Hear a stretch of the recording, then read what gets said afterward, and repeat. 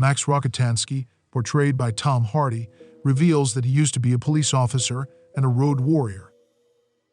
While standing on a ridge, Max encounters a two-headed lizard which he promptly kills and eats. As he drives away, a group of scavengers known as the War Boys pursue him. Their pallid skin and blistered bodies are indicative of radiation sickness. Max is forced to crash his vehicle, and the War Boys capture him. Taken to their lair in the Citadel, a complex of caves located in a towering mesa, the War Boys shave Max's head and tattoo his back with the notice indicating his universal blood donor status. The War Boys intend to use him as a blood supply. They cover the lower half of his face with an iron muzzle shaped like a trident and attempt to brand him with an image of a skull. However, Max breaks free and escapes. As he flees through the labyrinthine caves, he continues to see visions of the dead. Eventually, he reaches an exit high above the ground and attempts to escape by latching onto a swinging hook. Despite his efforts, the War Boys pull him back into the tunnel and capture him. In the Citadel, a sizable community of survivors live under the rule of the War Boys' leader Immortan Joe. Joe's face is covered by a repulsive mask made of horse teeth and a large pair of jaws, and he relies on a bellows system on his back to breathe due to presumed lung damage. He dispenses water to the people, triggering a frenzied fight for the scarce resource when he shuts it off after just a few seconds.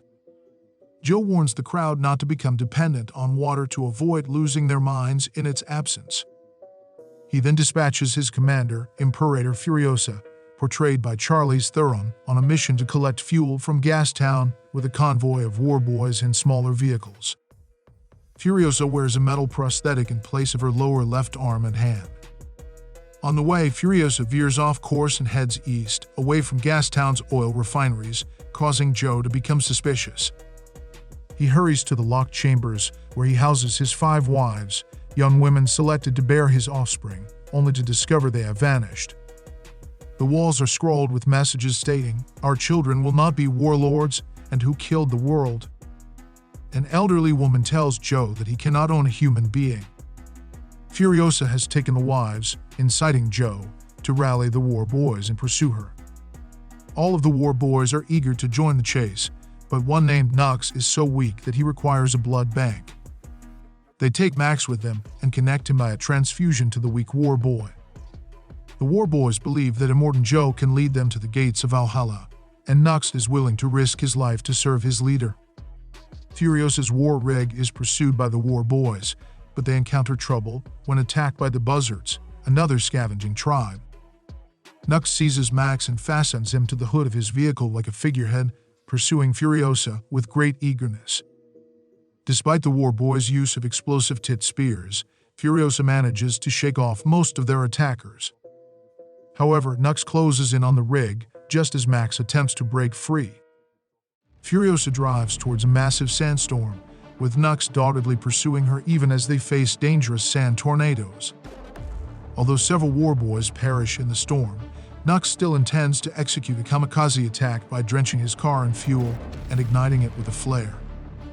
However, Max prevails against Nux, and they crash in the midst of the tempest. Upon waking up, Max finds himself still chained to an unconscious Nux. He reaches for a shotgun, but it misfires as he tries to shoot off Nux's wrist. Max spots Furiosa's war rig in the distance and heads towards it. There he finds 5 women, including the heavily pregnant Splendid, who are cleaning themselves and removing their chastity belts with bolt cutters.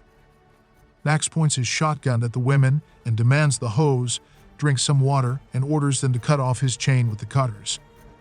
Dag tries but fails to break the chain. Meanwhile, Furiosa sees that Joe has gathered reinforcements from other towns that supply gas and ammunition to the Citadel. The People Eater and the Bullet Farmer lead the approaching forces. Max and Furiosa fight over the chain that binds him to Nux. Nux wakes up and helps Max fight Furiosa, but she is supported by the other women. Nux cuts the chain, and Max tries to take the armored truck for himself, but it stalls because Furiosa installed a kill switch that only she knows how to operate. Max reluctantly lets her back on the truck, but he refuses to take the other women. However, Furiosa insists that they come along as she is taking them to a place called the Green Place. When Furiosa explains that Joe will likely kill Max slowly and painfully to show his gratitude, Max agrees to take the women with him. As they set off, Max sneaks on board and disconnects the brake line to the fuel pod, slowing down the truck. Max climbs onto the tanker and reconnects the line. During this part of the chase, Max is finally able to remove his face mask with a file given to him by Furiosa. Furiosa leads the war rig into a narrow canyon where she has an agreement with a group of biker bandits. They will block the pass behind her in exchange for the 3,000 gallons of fuel in the trailer pod. She teaches Max how to bypass the kill switch, but he refuses to give his name. Instead, Furiosa instructs him to drive out of the canyon when she yells "fool." As they spot Joe and his forces approaching, Furiosa steps out and declares that she has brought the promised 3,000 gallons of fuel and will detach the pod. However, one of the bikers complains about the unexpected number of pursuers. Furiosa jumps behind the truck to protect herself and shouts "fool" before climbing back aboard as Max drives away. Though the fuel trailer remains attached, the bikers blow up the overpass, delaying Joe's pursuit. As they flee, Furiosa and Max fend off the biker bandits with their respective marksmanship skills. After climbing over the rockfall, Immortan Joe, accompanied by Nux, joins the chase in his large-wheel off-road vehicle. Nux reveals that Splendid is on Furiosa's truck, using a scrap of cloth he had taken from her. The war boys continue to pursue the truck, while Joe catches up and tries to shoot at it. However, he is forced to stop when Splendid steps out as a human shield. Nux tries to help Joe, but loses his gun in front of him, which leads to Joe continuing the chase in disappointment. Splendid attempts to climb back to the front of the truck, but falls off and is run over by Joe's car. The women urge Max to turn back, but after he informs them of Splendid's death, Furiosa insists on continuing. The others mourn for Splendid, but Joe screams in rage behind them while holding her body. Nux, who is still on the truck, is inconsolable as he realizes he has failed Joe once again and has lost his chance to join his personal army. Capable tries to comfort him while Furiosa talks to Max about her past and the Green Place. As they drive through the night, the armored truck gets trapped in a vast mud field with the bullet farmer quickly approaching. Max tries to shoot at him but misses. Furiosa manages to blind him by taking out his lights. Nux suggests using the truck's winch cable to attach to a nearby tree and pull it out of the mud. In the midst of chaos, the organic mechanic, one of Joe's subordinates, takes Splendid's dying body and performs a crude surgery to extract the unborn child from her abdomen. Sadly, both mother and child are deceased. However, the organic mechanic tells Joe that the infant was a male. In turn, Joe informs his son Rictus of the news, prompting Rictus to boast loudly. Meanwhile, the women of the group persist in attempting to dislodge their vehicle from the muddy terrain, while Max ventures out to confront the bullet farmer alone. Explosions light up the distant haze, and Max emerges victorious, his face smeared with the blood of his adversary. He also secures a considerable amount of firearms and ammunition. As the morning light dawns, the group arrives at a tower where a woman known as the Valkyrie is heard screaming for help. Max is wary, suspecting a trap, but Furiosa steps forward and identifies herself and her affiliation with their clan. The Valkyrie descends from the tower and puts on a robe, and soon other women emerge from the tower. The oldest of the group, Keeper of the Seeds, recognizes Furiosa and learns of her plan to take the women from the Citadel to the Green Place. However, Keeper of the Seeds reveals that the swamp they previously crossed was the Green Place, which has long since become uninhabitable. Furiosa is devastated and falls to her knees, crying out in anguish. The Vivellini agreed to aid the group in their journey across the Salt Flats, which was once an ocean. Their goal is to find a new home, and they plan to trap Joe and his army in the canyons. Max, still tormented by memories of his wife and child, assists the women in their mission to return to the Citadel.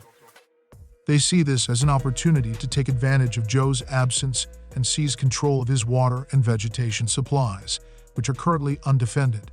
As the group heads back towards the Citadel, a war boy spots them through his telescope and informs Joe. He quickly realizes their intentions assembles his army, and gives chase. The Vuvolini join the fight, with the Valkyrie courageously defending one of her own, until she is crushed under the wheels of a vehicle. Max and Furiosa engage in combat, taking out several of Joe's followers. Max cleverly uses the People Eater as a human shield to lure Joe into a vulnerable position. Unfortunately, Keeper of the Seeds falls victim to a fatal wound inflicted by one of the war boys. In the midst of the chaos, Toast is taken captive by Joe, and Furiosa is gravely injured on her vehicle. Despite her weakened state, Furiosa manages to hook Joe's mask onto the wheels of his car, causing it to rip off and tear off part of his face. The group proceeds towards the canyon, with Rictus still pursuing them. Rictus meets his end as Nux swerves his vehicle into the canyon, collapsing the overpass and putting an end to Joe's army. Nux bids farewell to Capable before meeting his heroic demise. During their journey back to the Citadel, Furiosa's condition worsens and her lungs begin to fail. Max realizes the urgency of the situation and quickly punches a small hole in her side to allow her to breathe. Despite his efforts, Furiosa's condition deteriorates rapidly, and she begins to lose consciousness. With no medical supplies on hand, Max takes a bold risk and performs a blood transfusion, offering his own blood to help save Furiosa's life. As he tends to her, he finally reveals his name to her before she ultimately passes out. As the group finally reaches the Citadel, Max presents them with the lifeless body of Joe, causing a wave of cheers to erupt from the assembled crowd. In a macabre display, they tear his corpse apart and consume it, reveling in their newfound freedom and the fall of their tyrannical oppressor. With Joe's death, the water supply is finally restored to the people, bringing them much-needed relief after years of deprivation. Furiosa, who has proven herself the formidable warrior and leader throughout their journey, rises to take control of the Citadel, while Max slips away into the crowd, content to continue his own path. Mad Max Fury Road is one of the best action movies of all time and a must-see for every action fan. This was Showtime Plus. Thanks for watching. If you enjoyed the video, don't forget to like, subscribe, and turn on notifications. Until next time.